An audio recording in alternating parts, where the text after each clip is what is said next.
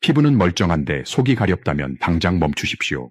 75세 넘으셨다면 이 세 곳의 가려움을 반드시 확인해야 합니다. 병원에서도 절대 말해주지 않는 내 몸의 비밀. 여러분, 피부는 아무렇지도 않은데 도대체 왜 이렇게 가려울까 하며 밤잠 설치신 적 있으십니까? 겉으로 보기엔 발진도 없고 두드러기도 없으니 그저 나이 들어서 피부가 건조해졌나 보다 생각하고 보습제만 듬뿍 바르기 마련입니다. 하지만 제가 오늘 여러분께 경고하고 싶은 것은 바로 그 멀쩡한 피부 밑에서 느껴지는 가려움의 정체입니다. 여기에 75세 김광식 어르신의 사례를 하나 들려드리겠습니다. 금 어르신은 평소 등산도 다니실 만큼 정정한 분이셨습니다. 그런데 몇 달 전부터 알 수 없는 가려움이 시작되었습니다. 처음에는 정강이가 조금 가렵더니 나중에는 등과 손바닥까지 번졌습니다. 피부과에 가봤지만 의사는 피부가 조금 건조할 뿐 별다른 이상이 없다는 말만 되풀이했습니다. 금 어르신은 유명하다는 연고를 사서 바르고 비싼 보습제를 매일같이 덧칠하며 3개월이라는 시간을 보냈습니다. 하지만 가려움은 멈추지 않았습니다. 오히려 밤마다 속에서 무언가 기어다니는 듯한 불쾌함에 잠을 이룰 수 없었습니다. 긁어도 시원하지 않고 피부만 벌겋게 부어오를 뿐이었습니다. 김 어르신이 저를 찾아왔을 때 저는 피부가 아닌 장기 검사를 먼저 권했습니다. 결과가 어떻게 나왔을까요? 안타깝게도 이미 신장 기능이 상당히 저하되어 혈액 속에 노폐물이 가득 차 있는 상태였습니다. 여러분, 김 어르신이 보습제에만 의지하며 보낸 그 3개월이 정말 뼈아픈 시간입니다. 우리 몸은 내부 장기에 큰 병이 생기기 전 가려움이라는 신호를 통해 우리에게 구조 요청을 보냅니다. 실제로 2018년 미국의학협회 피부과학회지에 발표된 충격적인 연구 결과가 있습니다. 원인을 알 수 없는 만성 가려움증을 겪는 사람들은 그렇지 않은 사람들에 비해 간암이나 담도암, 그리고 혈액암 같은 무서운 암에 걸릴 확률이 적게는 2배에서 많게는 6배까지 높게 나타났습니다. 이것은 단순히 불편한 증상이 아닙니다. 가려움증은 암이나 장기의 중대한 이상이 겉으로 드러나기 1년에서 2년 전에 먼저 나타나는 예고장과 같습니다. 이 신호를 제대로 읽어내기만 한다면 우리는 남들보다 훨씬 빨리 병을 발견하고 완치할 수 있는 소중한 골든타임을 확보할 수 있는 것입니다. 그렇다면 우리는 이 가려움이 단순한 건조증인지 아니면 내 몸속 장기가 보내는 비명인지 어떻게 구별할 수 있을까요? 가장 먼저 기억하셔야 할 숫자는 바로 6입니다. 가려움이 발생한 지 6주가 지났는데도 나아지지 않는다면 그것은 이미 피부의 문제를 넘어선 상태입니다. 의학적으로 6주 이상 지속되는 가려움은 만성 소양증으로 분류하며 이때부터는 피부과가 아닌 내과적인 원인을 추적해야 합니다. 가려움을 긁어서 해결하려 하지 마십시오. 긁는 행위는 독소가 퍼져나가는 속도를 늦춰주지 못합니다. 오히려 상처를 내어 세균 감염을 일으킬 뿐입니다. 오늘 저는 여러분께 우리 몸의 필터인 간과 신장, 그리고 생명의 통로인 폐와 혈류가 보내는 가려움의 지도를 하나씩 펼쳐 보이려 합니다. 어느 부위가 가려울 때 어떤 장기를 의심해야 하는지, 그리고 왜 하필 그 시간이면 유독 더 가려운 것인지 그 명쾌한 원리를 지금부터 하나씩 설명해 드리겠습니다.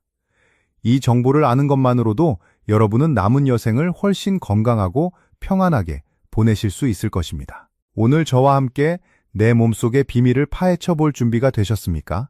이 이야기가 여러분과 사랑하는 가족들의 건강을 지키는 등불이 되기를 진심으로 바랍니다. 본격적인 이야기를 시작하기 전에 오늘 이 정보가 꼭 필요하다고 느껴지신다면 화면 아래에 좋아요 버튼을 한번 눌러주시겠습니까? 여러분의 따뜻한 관심이 더 많은 어르신께 이 귀한 정보를 전달하는 데 큰 힘이 됩니다. 자, 이제부터는 우리가 평소에 무심코 넘겼던 신체 부위들이 얼마나 무서운 비밀을 숨기고 있는지 하나씩 파헤쳐 보겠습니다. 그렇다면 과연 우리 몸의 뒷면인 등에서 느껴지는 가려움은 무엇을 의미할까요? 첫 번째 항목의 결론부터 말씀드립니다. 날개뼈 사이의 등 상부가 지속적으로 가렵다면 폐의 건강과 혹시 모를 종양의 존재를 가장 먼저 의심해 보셔야 합니다. 김광식 어르신도 처음에는 그저 등이 가려운 것을 보고 효자손으로 긁으면 그만이라고 생각하셨습니다. 그런데 이상하게도 가만히 있을 때보다 동네 산책을 하거나 조금 빠르게 걸을 때 가려움이 더 심해졌습니다. 여러분, 이것은 단순한 피부 건조증이 아닙니다. 우리 척추에는 수많은 신경이 나뭇가지처럼 뻗어나와 우리 몸 구석구석을 담당하고 있습니다. 그 중에서도 등 상부인 날개뼈 주변은 흉추 3번에서 7번 신경이 담당하는 구역입니다. 그런데 폐 안쪽에 종양이 생기거나 림프절이 부어올라 이 신경 줄기를 건드리기 시작하면 우리 뇌는 엄청난 혼란에 빠집니다. 폐 안쪽에서 온 자극을 피부가 가려운 것으로 잘못 인식하게 되는 것입니다. 특히 호흡량이 많아지는 활동을 할 때 폐의 움직임이 커지면서 신경을 더 강하게 자극하기 때문에 가려움이 폭발적으로 늘어납니다. 만약 등에 손이 닿지 않는 깊은 곳이 벌레 기어가듯 가렵고 기침까지 조금씩 섞여 나온다면 주저하지 말고 흉부 엑스레이나 CT 촬영을 예약하십시오. 이것은 피부가 아니라 숨쉬는 통로가 보내는 절박한 신호입니다. 두 번째 항목의 결론을 선언합니다. 샤워를 하고 나온 직후에 전신이 따갑고 가렵다면 그것은 피부 예민함이 아니라 혈액의 농도가 너무 진해졌다는 경고입니다. 샤워 후에 물기가 닿은 자리가 유독 따끔거리고 1시간도 안 되어 진정되는 증상을 수성 가려움증이라고 부릅니다. 이것은 우리 혈액 속의 적혈구가 비정상적으로 많이 만들어지는 혈액암의 일종인 진성적 혈구 증가증에서 나타나는 아주 독특한 신호입니다. 혈액 속에 세포가 너무 많아지면 물과 접촉하는 순간 특정 면역세포들이 비정상적으로 활성화되면서 강력한 가려움 유발 물질을 뿜어냅니다. 보통 물에 닿고 5분에서 30분 사이에 증상이 가장 심해지는데 이것을 단순히 수돗물 탓으로 돌리거나 비누가 맞지 않는다고 생각하며 방치하는 분들이 정말 많습니다. 하지만 피가 끈적해지고 세포가 넘쳐나면 뇌졸중이나 심근경색의 위험도 함께 올라갑니다. 샤워 후의 가려움은 혈액 수치를 확인하라는 내 몸의 명령임을 잊지 마십시오. 마지막으로 전신이 이유 없이 가렵다면 갑상선 호르몬과 철분 수치를 반드시 확인해야 합니다. 갑상선은 우리 몸의 보일러와 같습니다. 이 호르몬이 너무 많이 나오면 몸의 온도가 전체적으로 올라가면서 피부 신경이 예민해져 온몸이 근질거리게 됩니다. 반대로 철분이 부족하면 신경 전달 물질의 평형이 깨지면서 뇌가 가려움 신호를 더 예민하게 받아들이게 됩니다. 특히 여성 어르신들 중에서 얼굴이 창백하고 쉽게 지치면서 온몸이 가렵다면 철분 부족을 먼저 의심해 보셔야 합니다. 김광식 어르신도 등 상부의 가려움과 함께 계단을 오를 때의 가쁜 숨을 대수롭지 않게 넘기셨지만 결국 신경 자극의 원인을 찾고 나서야 비로소 가려움의 굴레에서 벗어나실 수 있었습니다. 여러분이 지금 겪고 있는 그 가려움도 알고 보면 장기가 보내는 편지입니다. 주변에 매일 가렵다며 효자손을 달고 사시는 지인이나 가족이 계신가요? 오늘 이 이야기가 그분들에게는 생명줄이 될 수 있습니다. 지금 바로 이 영상을 그분들께 공유해 주십시오. 여러분의 작은 공유가 누군가의 인생을 바꿀 수 있습니다. 앞서 우리 생명과 직결된 폐와 혈액의 무서운 경고들을 살펴보셨으니 이제는 우리 몸의 거대한 정화조라 불리는 두 장기에 집중해 볼 차례입니다. 막힌 하수구처럼 독소가 고여서 온몸을 가렵게 만드는 간과 신장의 비밀을 지금 바로 공개하겠습니다. 세 번째 항목의 결론부터 확실하게 선언합니다. 만약 여러분의 손바닥과 발바닥 안쪽이 속에서부터 불이 난 것처럼 가렵다면 그것은 간과 담도가 보내는 최후의 통첩입니다. 김광식 어르신도 밤마다 손바닥을 벽에 비빌 정도로 가려움이 심했습니다. 피부는 아주 깨끗한데 도대체 왜 손발바닥만 이렇게 가려운 것인지 도무지 알 길이 없으셨죠. 그 이유는 우리 간이 만드는 담즙이라는 액체에 있습니다. 원래 담즙은 소화제로 쓰여야 하는데 간이 병들거나 담도가 막히면 갈 곳을 잃고 혈액으로 거꾸로 솟구치게 됩니다. 이때 담즙 속에 섞여 있던 담즙산이라는 강력한 자극물질이 혈류를 타고 온몸을 돌아다니기 시작합니다. 여기서 우리가 주목해야 할 의학적 사실이 하나 더 있습니다. 간에서 역류한 담즙산은 단순히 혈액만 떠다니는 것이 아닙니다. 이 성분은 기름에 아주 잘 녹는 성질을 가지고 있어서 우리 피부 밑에 있는 지방층에 자석처럼 달라붙습니다. 그래서 겉에서 아무리 시원한 물로 씻어내도 속에서 느껴지는 그 뜨겁고 끈적한 가려움이 가라앉지 않는 것입니다. 마치 피부 안쪽에 미세한 소금 가루가 박혀서 신경을 계속 긁어대는 것과 같은 이치입니다. 특히 밤 10시부터 새벽 2시 사이에 증상이 최고조에 달한다면 더욱 확실합니다. 그 시간은 우리 간이 하루의 독소를 해독하기 위해 가장 격렬하게 일하는 시간인데, 이때 간이 제 역할을 못하면 독소가 폭발적으로 늘어나 가려움도 함께 폭발하는 것입니다. 만약 소변색이 콜라처럼 진해졌거나 눈 흰자위가 노르스름하게 변했다면 이미 간은 한계치에 다다른 것입니다. 병원에 가시면 일반적인 간 수치 외에 ALP와 GGT라는 항목을 반드시 체크해달라고 요청하십시오. 이 두 가지가 담도의 이상을 찾아내는 핵심 열쇠입니다. 네 번째 항목의 결론을 말씀드립니다. 양쪽 정강이와 발목이 대칭적으로 가렵고 보습제를 아무리 발라도 소용이 없다면 그것은 신장이 보내는 비명입니다. 신장은 우리 몸에 노폐물을 걸러주는 필터입니다. 이 필터가 낡고 구멍이 나면 요독이라고 부르는 찌꺼기들이 걸러지지 못하고 몸 안에 쌓입니다. 특히 중력의 영향을 받아 이 독소들이 가장 많이 내려앉는 곳이 바로 다리 아래쪽 정강이 부근입니다. 그래서 한쪽이 아니라 양쪽 다리가 똑같이 가려운 것이 특징입니다. 신장 기능이 저하되었을 때 생기는 가려움은 그 양상도 매우 독특합니다.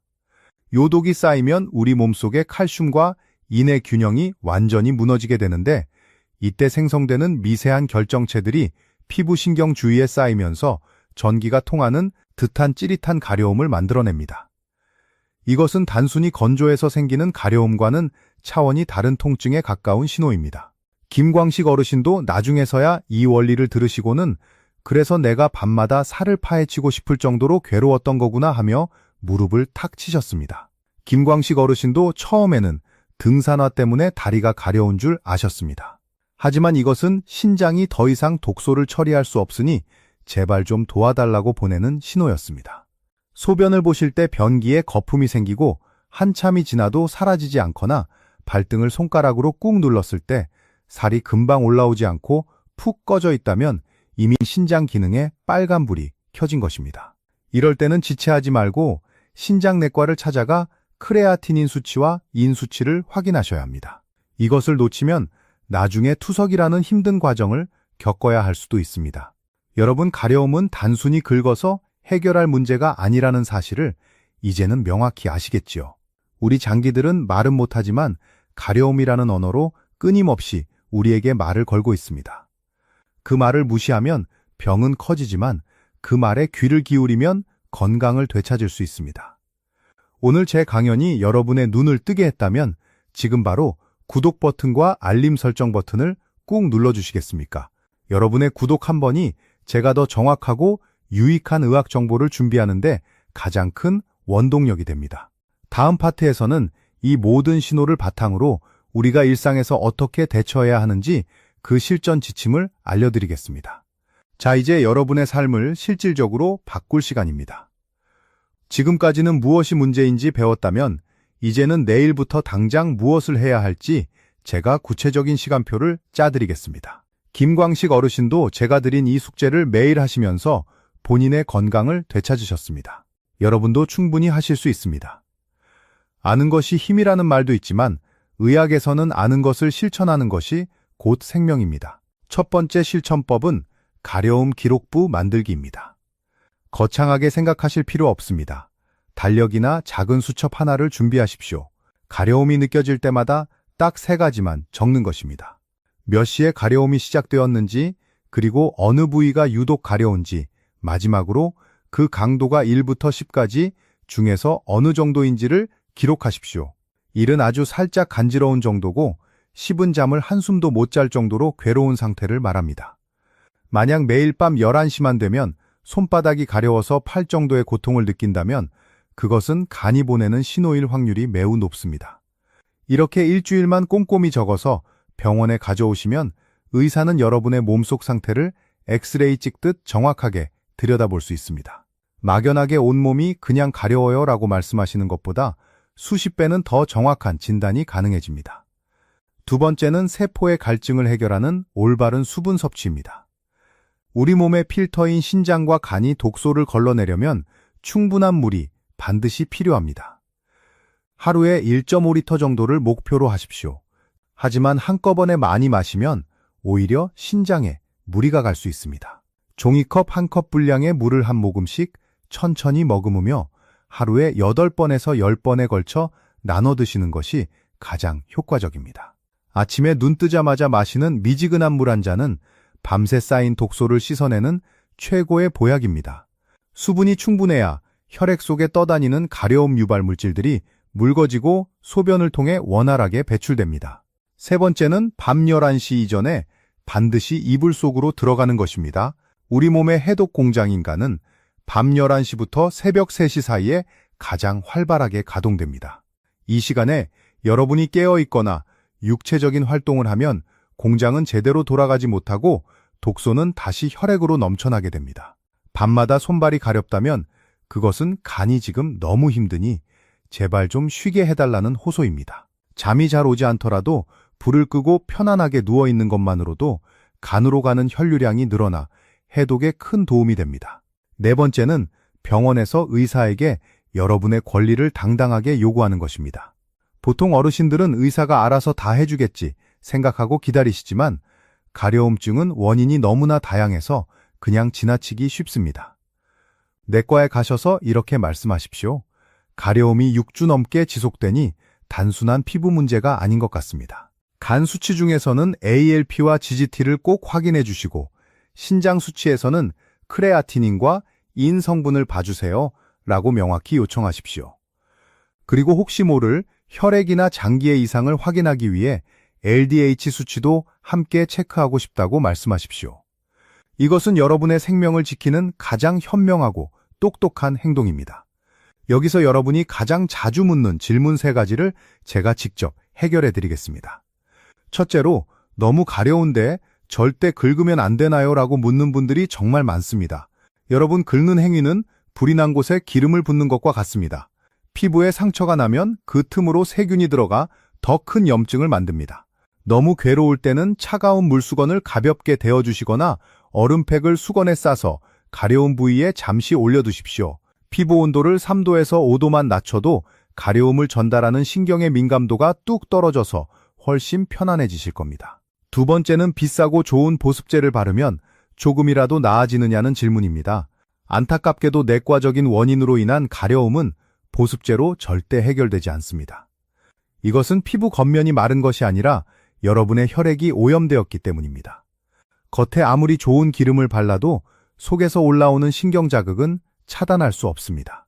보습제를 바꾸느라 시간과 돈을 쓰기보다는 그 시간의 원인 장기를 찾는 정밀 검사를 한 번 더 하시는 것이 여러분의 건강을 위한 최고의 선택입니다.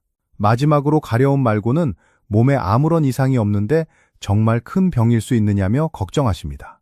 여러분, 이것이 가장 중요한 포인트입니다. 가려움은 우리 몸이 보내는 가장 조용하면서도 가장 빠른 경고입니다.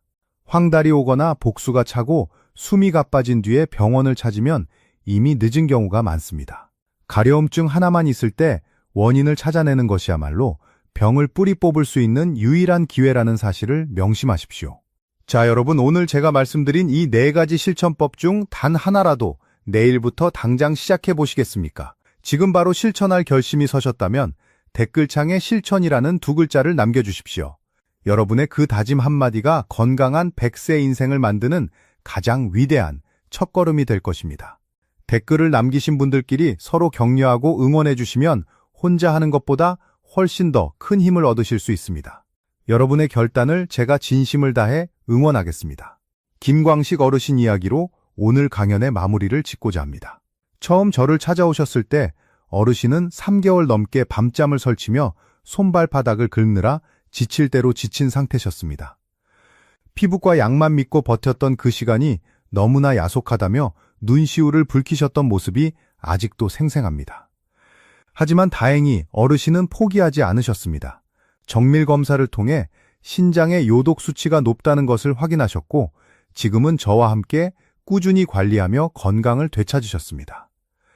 이제는 밤에 이불을 걷어차는 일도 없고 등산도 다시 시작하셨다는 소식을 들었을 때 저는 의사로서 가장 큰 보람을 느꼈습니다. 여러분도 김 어르신처럼 다시 평온한 일상을 되찾으실 수 있습니다. 오늘 우리가 나눈 이야기의 핵심을 딱 3줄로 정리해드리겠습니다. 첫째, 피부는 깨끗한데 밤마다 손바닥과 발바닥이 뜨겁게 가렵다면 간과 담도의 이상을 먼저 확인하십시오. 둘째, 양쪽 정강이와 발목이 대칭적으로 가렵고 보습제가 전혀 듣지 않는다면 신장의 해독 능력을 점검하십시오. 셋째 등 상부와 날개뼈 사이가 깊숙이 가렵고 숨이 찰 때 증상이 심해진다면 폐와 종양의 신호일 수 있습니다. 그리고 이 숫자 하나만은 평생의 건강지표로 꼭 기억해 주시기 바랍니다. 바로 6입니다.